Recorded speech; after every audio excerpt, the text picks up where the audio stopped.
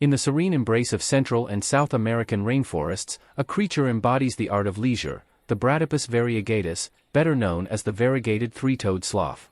Join us on a tranquil exploration into the world of this arboreal sloth, unveiling its evolutionary history, ecological significance, and the challenges it confronts. The slow-moving brown-throated sloth is a charming and unique mammal that spends its life hanging upside down in the tropical forests of South America. As folivores that specialize in eating tree leaves, sloths play an important role shaping the tree communities that form their habitat. The brown-throated sloth is the most widespread and common of the Bradypus sloths, occurring in varied forest ecosystems from Nicaragua down into Bolivia and Brazil. However, habitat loss poses the greatest threat to the species. As solitary, largely arboreal mammals reliant on large, undisturbed forest ranges, sloths are especially vulnerable to tropical deforestation. Evolutionary history. The ancestors of today's brown-throated sloth belong to an ancient superorder of mammals called Xenarthra that first evolved in South America over 60 million years ago when the continent was isolated. This isolation enabled Xenarthrans to diversify into unique ecological niches free from competition. Sloths belong to the family Bradypodidae, one of 4 families making up the order Pilosa. Molecular evidence suggests Bradypus sloths first emerged around 28 to 30 million years ago during the Oligocene epoch as tree-dwelling descendants of ground sloths. The Bradypus genus slowly diversified into 6 extant species over millions of years through allopatric speciation as habitats fragmented. Populations separated became reproductively isolated, adapting to local conditions. The brown-throated sloth likely first diverged from a common ancestor it shares with the pale-throated sloth. Later, around the Pliocene, 5 million years ago, northern and southern brown-throated sloth populations separated, developing slight genetic and morphological distinctions still observable today. However, compared to other Bradypus species, the brown-throated sloth has changed little over evolutionary history, retaining much of its ancestral form. It lacks key adaptations like strong forelimb hooks that evolved in three-toed sloths for suspensory upside-down lifestyle. Brown-throated sloths also still retain sharp claws unlike other Bradypus. Their largely unchanged bodies and behaviors reflect delicate balances evolution has maintained for surviving the challenging arboreal environment. The brown-throated sloth has a unique body form adapted for an inverted, arboreal existence. They have long limbs and curved claws for hanging from branches. Long forelimbs and shorter hind limbs give them an asymmetrical look. Sloth fur lacks undercoat and has grooved hair shafts that host green algae, lending them their greenish hue. A distinctive dark mask crosses the face around both eyes, ending near the ears. Head and body length reaches 45 to 55 centimeters, plus a mere 5 to 7 centimeters tail. Adults average 2.5 to 4 kilograms. They display sexual dimorphism, adult females are up to 30% larger. Sloths also have low basal metabolic rates and body temperatures, 30–34 degrees C, allowing them to conserve energy. Skeletally sloths have reduced or fused various vertebrae plus extra, Xenarthran, joints on limb bones, allowing them to twist limbs almost 360 degrees for climbing.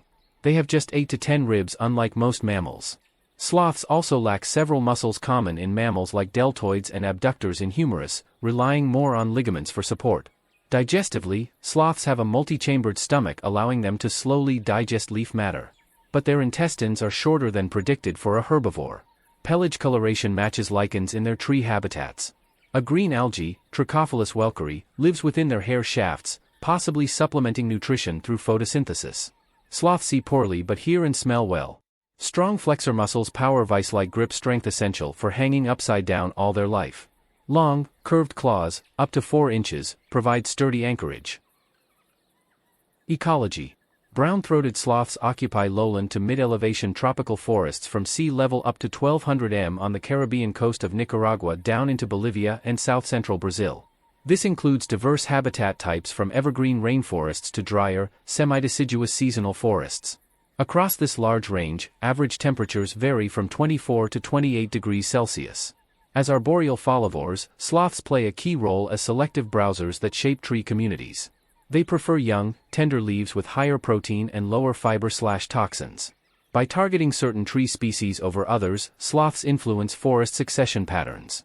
Their slow but selective feeding provides a natural pruning service that sculpts growth habits of trees. Trees like Cecropia species even depend on sloths browsing them to mature and reproduce. Brown-throated sloths don't compete much with other arboreal mammals like monkeys due to very low-energy lifestyles. However, other sloth species may compete in overlapping ranges.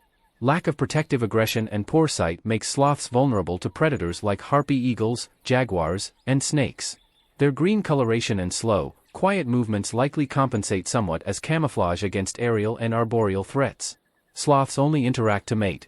They don't exhibit complex social behaviors beyond mother-young bonds. Mothers carry young on their backs initially. As solitary creatures, they avoid other adults except for brief mating encounters when female home ranges overlap with males. Their activity cycles even reduce chances of encountering each other in trees. Habitat and behavior. Brown-throated sloths lead slow-paced, mostly solitary lives spent hanging upside down among treetop canopies of tropical forests. Their physiology, morphology and behavior have co-evolved for the challenging task of arboreal existence.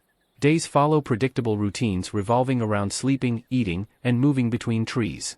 Brown-throated sloths have a well-defined home range encompassing their core sleeping, feeding and birthing trees. Home ranges stretch 2 to 4 hectares depending on resources available. Within these vertical pathways, an individual sloth may use 6 to 12 preferred resting trees it visits regularly when active. Below these trees, accumulated feces, latrines, demarcate their home turf. Sloths divide time evenly between being active and sleeping. With sluggish rates of digestion, resting 15 to 20 hours reduces energy spent unnecessarily. When sleeping, sloths tuck their head between forelimbs while anchored by all 4 limbs. This pose minimizes exertion needed for their upside-down hang. During rest bouts, leaves continue digesting slowly. While active, sloths are mostly feeding and moving slowly. Specialized hinge joints enable them to craning head in almost any direction to reach leaves. Strong flexor muscles maintain vice-like grips to support their full body weight using front or hind limbs. Deliberate movements conserve energy as sloths hand-over-hand crawl using 3 limbs at a time, advancing at 6 feet per minute horizontally or downwards. If ascending upwards, they instead pull using forelimbs while hind limbs secure them. Activity levels peak from morning to midday. Sloths descend trees daily to urinate/defecate on forest floor, the only time they leave canopy. Their dangerous, sluggish terrestrial movement likely explains why they evolved slow metabolisms. After eliminating, they slowly climb back up to safety, digesting more leaves before afternoon rest periods. While not strictly nocturnal, they reduce activity levels in evenings, likely to avoid predators like harpies that hunt diurnally. Moonlight does not disrupt activity cycles, suggesting good night vision. Reproduction in brown-throated sloths happens solitarily. When female estrus cycles attract males from late March-July, they copulate hanging from branches. After 6 to 11-month delayed gestation, the small pink young, 350 g, are born fully furred with eyes open. For about a month the baby clings onto the mother's chest until strong enough to ride jockey-style on her back as she moves through trees feeding. After 5 to 6 months, the young begins independence but may still share its mother's range until next birth. Conclusion. While the harmless, sweet-faced sloths have captured human fascination worldwide, their existence hangs delicately in the balance as expanding agriculture erodes the forests they depend on. Classified as least concern currently by the IUCN, most sloth populations face worsening threats from habitat loss. Deforestation rates in neotropical forests remain high at 4.2 million hectares lost per year. With fragmented forests retaining only isolated trees, the slow but steady sloth falls victim readily.